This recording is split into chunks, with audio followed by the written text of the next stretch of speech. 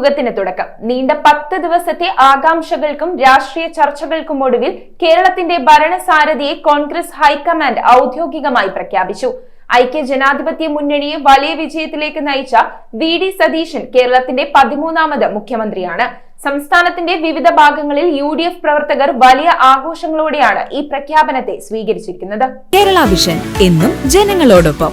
ദിവസങ്ങൾ നീണ്ടുനിന്ന അനിശ്ചിതത്വങ്ങൾക്കും നാടകീയമായ ചർച്ചകൾക്കും അധികാര വടംവലിക്കും വിരാമമിട്ട് കോൺഗ്രസ് ഹൈക്കമാൻഡ് മുഖ്യമന്ത്രിയായി വി.ഡി. സതീശനെ പ്രഖ്യാപിച്ചു.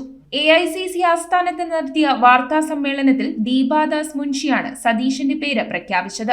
MLA-മാരിൽ ഭൂരിഭാഗം പേരുടെയും പിന്തുണ KC വേണുഗോപാലിനായിരുന്നുവെങ്കിലും സംസ്ഥാനത്തെ പൊതുവികാരവും ഘടകകക്ഷികളുടെ അഭിപ്രായങ്ങളും 3 മുൻ KPCC പ്രസിഡന്റുമാരുടെ ഉറച്ച നിലപാടും ഹൈക്കമാൻഡിനെ സതീശനിലേക്ക് എത്തിച്ചതിൽ നിർണായക ഘടകമായി.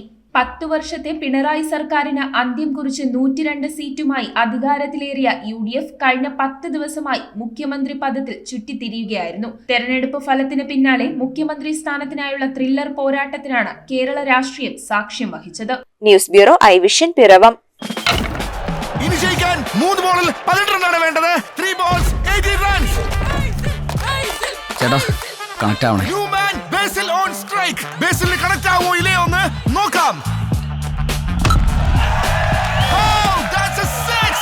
അതൊരു കിടിലൻ ഷോട്ട്. ഉഗ്രൻ connection. That's another 6.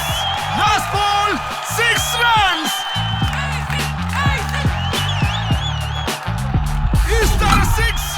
Yes, it's a 6. Yeah.